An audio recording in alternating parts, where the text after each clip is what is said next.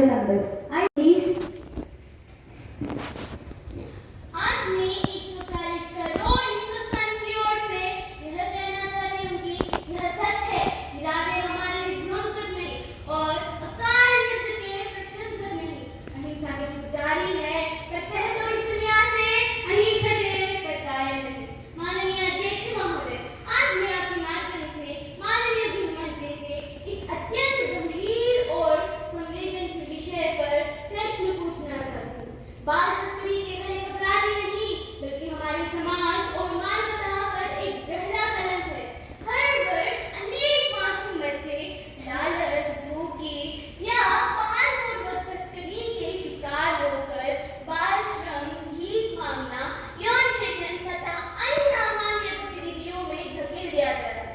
यहाँ उनके बचपन, शिक्षा और सुरक्षित भविष्य के अधिकार पर गंभीर उल्लंघन है। क्या हमारे देश में एक मासूम बच्चे की कीमत अब पैसों में तय होगी? जून 2026 में दिल्ली में एक बड़े बाल तस्करी गिरोह का पर्दाफाश हुआ, जहां कई नवजात शिशुओं को बचाया गया। लेकिन सवाल यह है कि क्या उन अपराधियों की गिरफ्तारी से उन बच्चों का बचपन और उन माताओं की मुस्कान वापस आ जाएगी?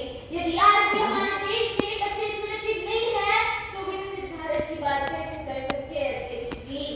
बच्चे कोई वस्तु नहीं, बल्कि हमारे भारत देश के भविष्य है। इसलिए मैं माननीय मुख्यमंत्री से यह प्रश्न पूछना चाहती हूँ कि सरकार के इतने प्रयास के बाद मामले क्यों बढ़ रहे हैं? क्या सरकार बता सकती है कि पिछले 5 वर्ष में बाल तस्करी रोकने के लिए सरकार ने क्या ठोस कदम उठाए हैं? बाल तस्करी के मामलों में दोषियों को शीघ्र सजा दिलाने के लिए सरकार ने क्या विशेष व्यवस्था की है? Honorable Home Minister, Poverty, lack of awareness, sexual exploitation and misuse of online platforms by the traffickers. And our government is completely committed to ensure that we strengthen prevention, rescue, prosecution and rehabilitation measures to address these issues. Over the past 5 years, we are strengthening the coordination between the police and law enforcement campaigns, and we are further improving the coordination between the police and the prosecutors, and we are taking strict actions against the child trafficking networks, and we are enforcing stringent legal officials such as to ensure that, and we are taking strict action against the child trafficking networks by carrying out more rescuing operations, and we are improving the victim identification. Thank you, Madam Speaker.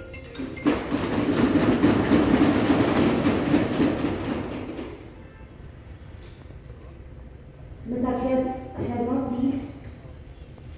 Honorable Speaker, despite the government introducing initiatives such as Mission Vatsalya and Track Child Portal, many missing children are still not traced in time.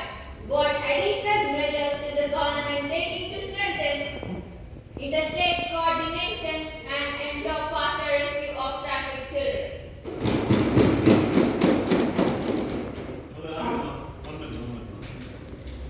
Faithfully discharge the duty upon which I am about to enter.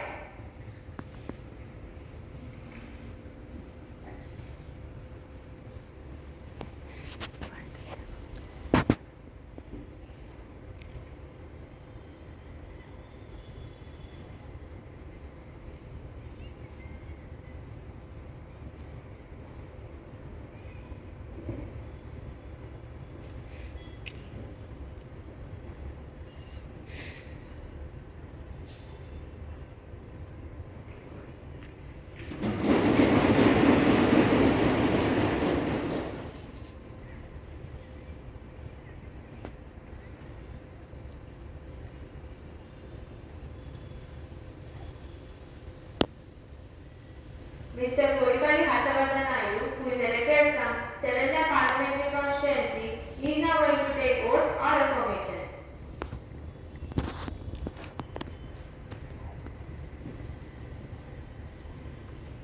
Sir, would you like to take oath or affirmation?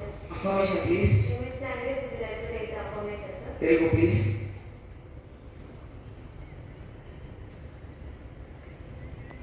Kodipalli Harshavardhan Naidu అని నేను లోక్సభ సభ్యునిగా ఎన్నుకోబడినందున చట్టం ద్వారా స్థాపించబడిన భారత రాజ్యాంగం పట్ల నిజమైన విశ్వాసం మరియు విధేయత కలిగి ఉంటానని, భారతదేశ సార్వభౌమాధికారాన్ని మరియు సమగ్రతను కాపాడుతానని మరియు చేపట్టబోయే బాధ్యతను చిత్తశుద్ధితో నిర్వహిస్తానని సత్యనిష్టతో ప్రతిజ్ఞ చేస్తున్నాను.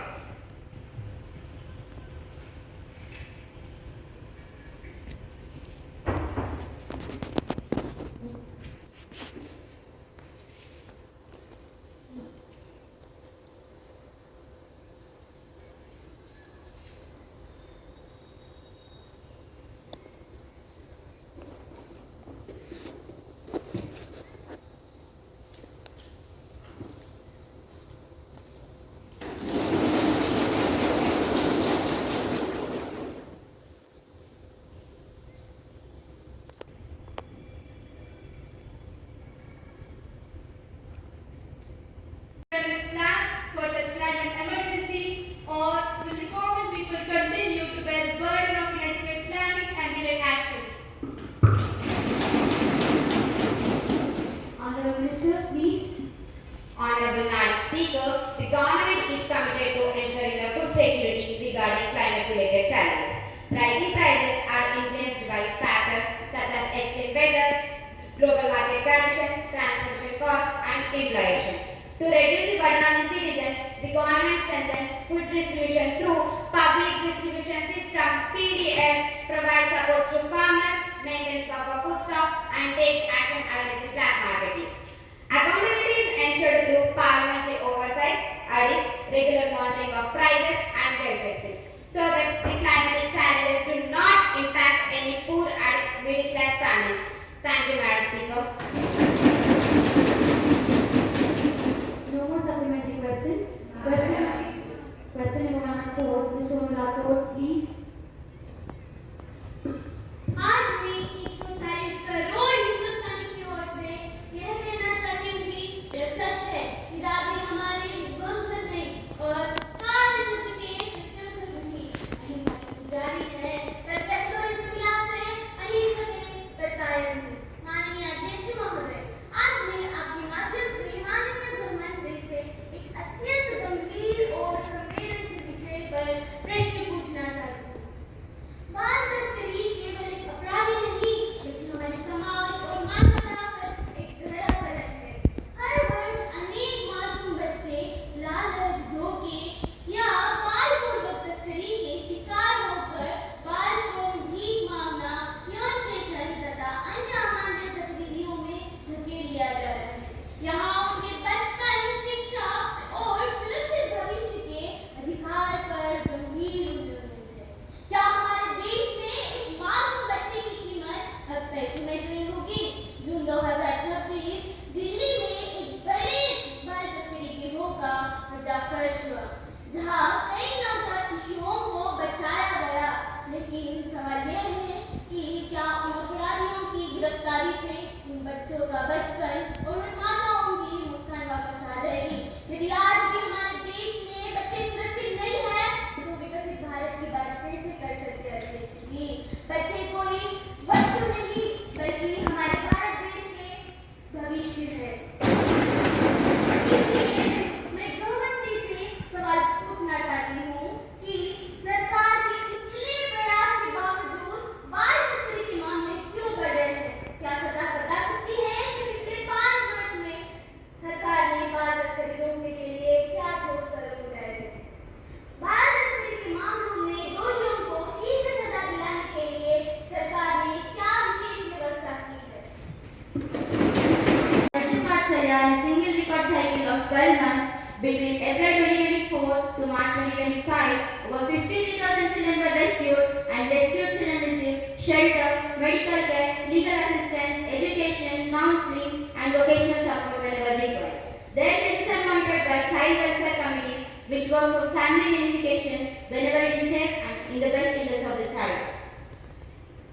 Where this is not possible, alternative care such as foster care and adoption are considered under the provisions of Juvenile Justice Act 2015. The government also works closely with state governments, child protection institutions, and civil society organizations to provide long-term rehabilitation and to reduce the risk of retrafficking. Thank you, Madam Speaker. No more supplementary questions. Question number 105, Ms. Bhishma Yadav, please. Where deceit fills a medicine, a hope begins to fade. Let honesty heal every life with every drug that's made. Honorable Speaker, Madam, a disease. अपना जरूर चर्चा चल रही है वह हमारे मंत्री जी अध्यक्ष सो रहे हैं ये कौन सी बात है तालियां बजाइए नहीं मैं गहरी सोच में हूँ Silence. Honorable Minister, please. Madam Speaker, the problem is not with the campaigns or awareness programs. It is with the behavior. Because most of the people are still self-medicating themselves because of the misinformation, old habits or unqualified sources. The government is addressing this through stricter drug regulation. Madam Speaker, when we talk about the rural people, more number of awareness programs are being conducted, especially in local language for the betterment of understanding. And medicine tracking system is developed in rural areas because of which only genuine, safe and effective medicines are given to the public. Thank you, Madam Speaker. Published in Gazette of India, dated 15 February 2026, approving the Carnival Quotas Employees, Authorization of Pilot, Amendment Regulation 2026. Second, GSR 29E, published in Gazette of India, dated 6 May 2026, approving the Kolkata Quotas Employees, Classification, Control, Appeal, Amendment Regulation 2026. Thank you, Madam Speaker. I have great pleasure in extending warm welcome to the delegation from South Africa. The delegation has arrived in India very recently on 22nd of July 2026 and now settled in a special box. I introduce to the House Ms. Palisa Zola, Minister of Tourism. Mr. Karabasifo, Minister of Foreign Affairs. Ms. Namusa Gandhi, Minister of Defense. Ms. Ayana Sandhile, Minister of Parliamentary Affairs.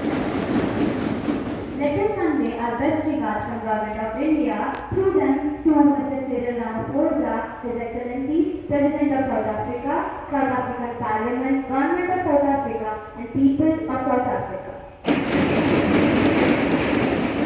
Now, let us take up legislative business.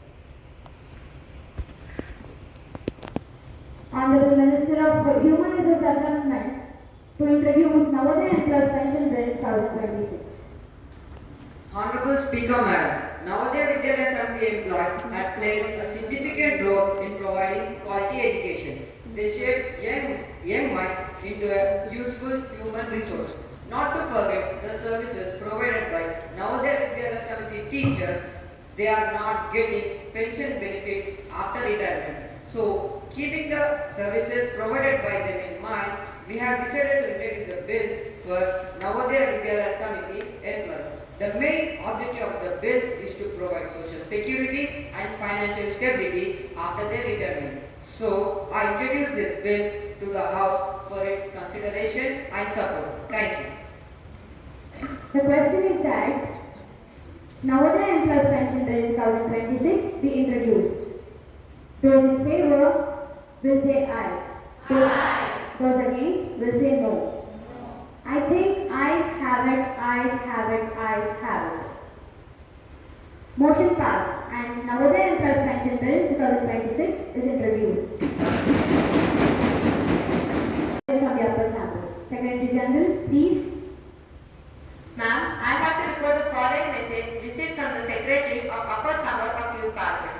In accordance with the provisions of Rules of Procedure and Conduct of Business in Upper Chamber of Youth Parliament, I am directed to enclose a copy of Illegal Migrants Bill 2036, which has been passed by Upper Chamber at its sitting held on 1st July 2026.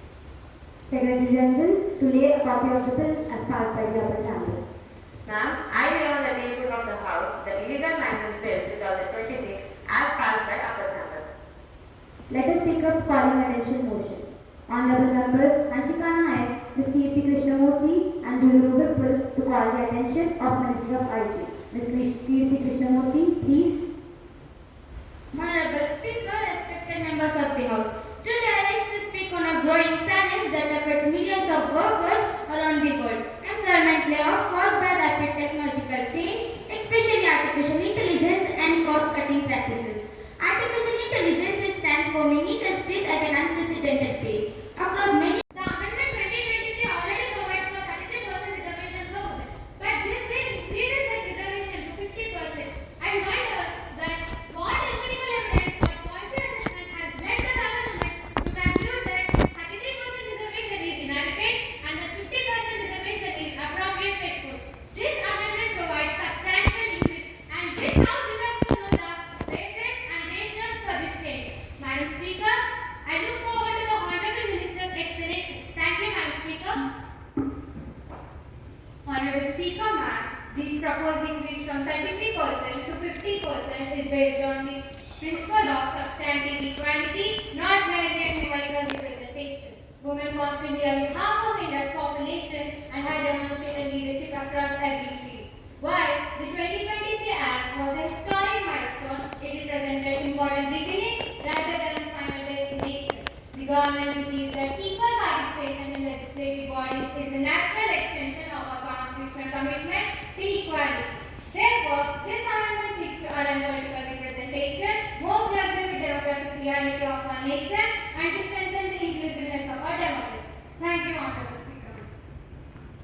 Discussion of Clause B regarding the concern for implementation of new Reservation Bill 2026 to be started.